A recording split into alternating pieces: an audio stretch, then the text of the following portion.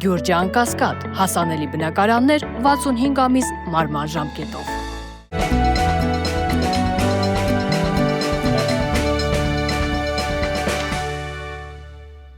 Բարև ձեզ։ Փաստինֆո եթերում շարունակում ենք հետևել միջազգային իրադրությանը։ Թբիլիսիում ավարտվեցին Հայաստանի, Վրաստանի եւ Ադրբեջանի փոխարտգործնախարարների հանդիպումը,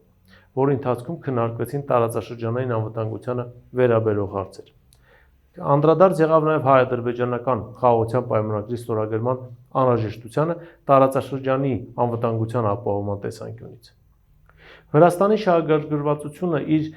տարածքում կազմակերպել նման հանդիպում ոչ միայն պայմանավորված է տարածաշրջանային անվտանգության եւ խաղաղության ապահովման գործում վրացական իշխանությունների շահագրգռվածությամբ, կարծում ենք հարցը ավելի խորն է։ Վրաստանը ինքը սահմանային լուրջ խնդիրներ ունի Ադրբեջանի հետ, Վրաստանը ինքը տարածքային լուրջ խնդիրներ ունի Ադրբեջանի հետ։ Եվ հիմա, երբ քաղաքական կոնյունկտուրայով պայմանավորված այդ հարցերը չեն բարձրացվում, դա չի նշանակում, թե այդ հարցերը երբեք չեն բարձրացվելու։ Եվ Վրաստանին հիմա շատ հետաքրքիր է ոչ միայն Հայաստանի փորձը Ադրբեջանի դիվանագիտական բանակցություններ վարելու եւ առհասարակ խաղաղության պայմանագրի շուրջ բանակցություններ վարելու տեսանկյունից, այլ նաեւ Վրաստանին չափից ավելի հետաքրքիր է ադրբեջանական կողմի վարքագիծը, երբ ամեն օր Ադրբեջանը նոր պահանջներ է առաջ քաշում Հայաստանի առաջ, եւ Վրաստանը վստահ է, որ նման ճակատագիր կարող է նաեւ իրեն սպառնալ, եւ այդ առումով հայ-ադրբեջանական բանակցային գործընթացը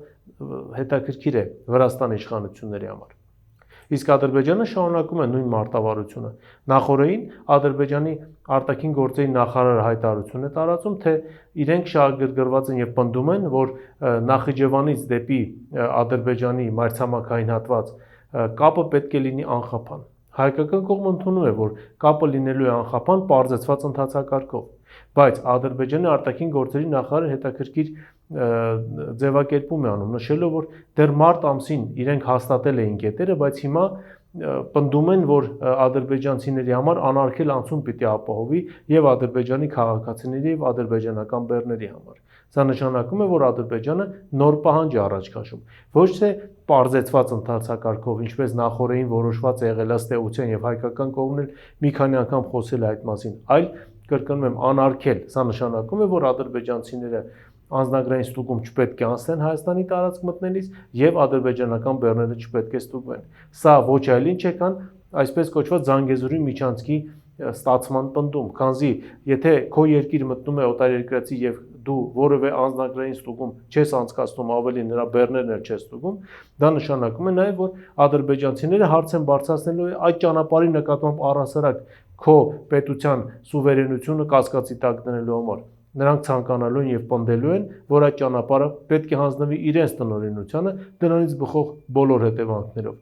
Ադրբեջանական կողմը հերթական անգամ ցույց է տալիս, որ ինչպես Հայաստանի արտաքին գործերի նախարարն է մի քանի անգամ նշել, ոչ հուսալի գործընկեր է բանակցություններում։ Մնում է մենք այս ամենը շատ լավ հասկանանք, մնում է մենք ինքներս հասկանանք, որ Ադրբեջանի հետ այո, բանակցություններ վարել պետք է, բայց ինչպես ժողովրդական ասացվածն է ասում, փայտը ձեռքից բաց թողնել պետք չէ։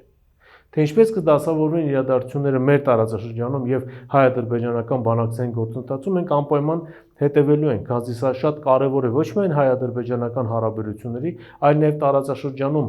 անվտանգության եւ խաղաղության ապահովման տեսանկյունից։ Մյուս թեման, որին ցանկանում եմ անդրադառնալ, Իրանի հետ է կապված։ Իրանի շուրջ բավականին հետաքրքիր եւ լուրջ իրադարձություններ են զարգանում։ Իրանը դարձել է այսօր համաշխարհային դիվանագիտության կենտրոններից մեկը։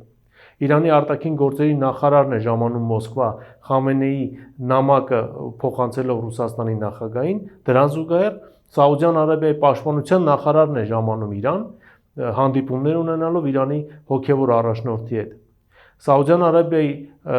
պաշտպանության նախարարի այցի հետ կապված նշենք, որ վերջին մի քանի տասնամյակների ընթացքում սա ամենից բարձր պաշտոնատար անձն է Սաուդյան Արաբիայի եւ թագավորական ընտանիքի անդամ, ով առհասարակ այցելել է Իրան։ Նշանակում է Սաուդյան Արաբիան ոչ միայն կարևորություն է տալիս Իրանի հետ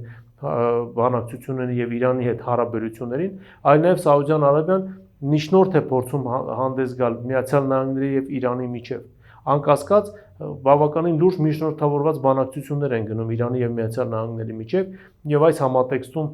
պարզ է դառնում, որ միջնորդը ոչ այնքան Օմանն է, որքան Ռուսաստանի Դաշնությունը եւ Սաուդյան Արաբիան։ Այս երկուսի վրա է դրված շեշտադրումը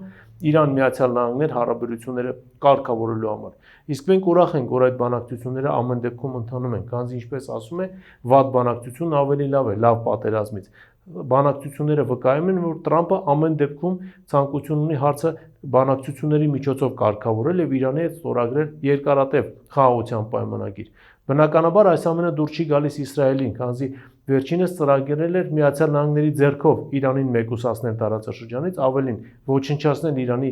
միջուկային օբյեկտներ հենց Միացյալ Նահանգների ձեռքով։ Բայց Տրամպը այս ամենը շատ լավ հասկանալով եւ նաեւ գիտակցելով, որ Միացյալ Նահանգները կարող է ծուղակն ընկնել, գերադասում է Իրանի հետ գնալ բանակցությունների։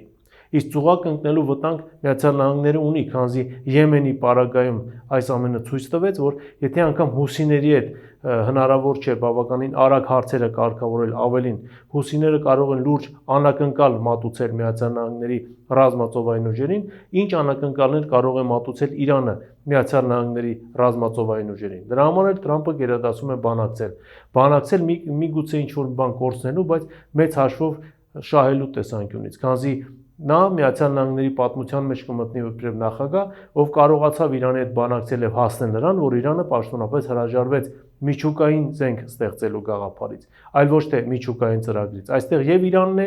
շահած դուրս գալիս եւ Միացյալ Նահանգները։ Կարծում ենք բավականին հետաքրքիր իրադարձություններ են դեռ մեզ սպասվում եւ ամենակարևորը այն է, որ բանակցություններն ընթանում են։ Իսկ սա իր երթին նշանակում է, որ մեր տարածաշրջանում է խաղաղությունը պահպանվում, իսկ խաղաղության պահպանումը Իրանում բնականաբար ենթադրում է խաղաղության պահպանում Հարավային Կովկասում, իր երթին սա ենթադրում է Հայաստանի Հանրապետության տարածքային ամբողջականության պահպանում, քանզի խաղաղ պայմաններում Ադրբեջանը ռիսկ չի անելու, սիրտ չի անելու սկսել ռազմական գործողություններ միայնակ, շատ լավ իմանալով, որ չունի առնվազն Միացյալ Նահանգների եւ Իսրայելի աջակցությունը։ Իսրայելը իհարկե կցանկանար աջակցել Ադրբեջանին, բայց Իսրայելը դեմ չի գնալու Միացյալ Նահանգների կամքին եւ միայնակ չի սկսելու ռազմական գործողություններ Իրանի դեմ։ Եվ վերջին թեման, որին ցանկանում եմ անդրադառնալ, Բալկանների հետ է կապված։ Կարծես նոր Բալկանյան պակտ է նախագծվում։ Բուլղարիան, Խորվաթիան, Ալբանիան եւ Կոսովոն պայմանավորվել են ստեղծել ռազմական դաշինք։ Սա թվով երկրորդ ռազմական դաշինքն է ՆԱՏՕ-ի շրջանակներում։ Հիշեցնեմ, որ մի քանի տարի առաջ նման պայմանավորվածություն ձեռք բերեցին Ֆրանսիան, Հունաստանը եւ Կիպրոսը հակաթուրքական դաշինք ստեղծելով։ Սա երկրորդ նման դաշինքն է։ Պարզ է, թե ում դեմ է ուղղված այս դաշինքը։ Իհարկե Սերբիայի։ Եվ այստեղ բոլորը, բացի Բուլղարիայից, ըստ էության ունեն իրենց շահերը։ Խորվաթների եւ սերբերի բարդ հարաբերությունների մասին մենք գիտենք շատ լավ, հիշում ենք 90-ականների սկզբին, թե ինչպիսի եղբայրասպան պատերազմ էր գնում այս երկու պետությունների միջև։ Նաև շատ լավ գիտենք սերբերի եւ ալբանացիների, սերբերի եւ Կոսովոյի ալբանացիների հարաբերությունները։ Սա ենթադրում է, որ սերբերի հետ կապված որոշում է կայացվել եւ մոտ ապագայում մենք կարող ենք նաև սպասել Կոսովոյում որոշակի պրովոկացիաների ուղղված սերբ բնակչության դեմ։ Բնական է, որ Սերբիան միջամտելու է։ Բնական է, որ Բոսնիա եւ Հերցեգովինայի կազմում գտնվող սերբական պետությունը միջամտելու է։ Եվ այս պարագայում մենք կարող ենք ականատես լինել հին թշնամիների բախման եւ այս պարագայում իհարկե խնդիր է դրվելու Սերբիան կրկին մասնատել եւ ստիպել Սերբիային կամ ընդունել իրենց պայմանները միանալով նաև Ռուսաստանի դեմ պատժամիջոցներին եւ նաև մեկընդմիշտ հրաժարվելով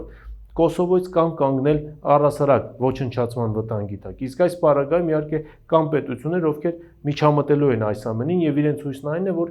Ռուսաստանին փորձեն Բալկանյան ճգնաժամում կրկին ներքաշել, ոչ միայն երկրորդ ճակատ բացելով եւ շեղելով նրա ուշադրությունը Ուկրաինայից, այլ նաեւ այնպես անել, որ Բալկաններում նրա վերջին դաշնակիցը Սերբիան դադարի գոյություն ունենա իբր դաշնակից պետություն։ Կարևոր եւ վտանգավոր իրադարձություններ են սպասվում Բալկաններում եւ տեսնենք թե այս ամենը ինչով կավարտվի։ Այս թեմաներն էին, որոնց այսօր ես ցանկացա անդրադառնալ, այսօր այսքանն է, շնորհակալություն, կհանդիպենք եթերում։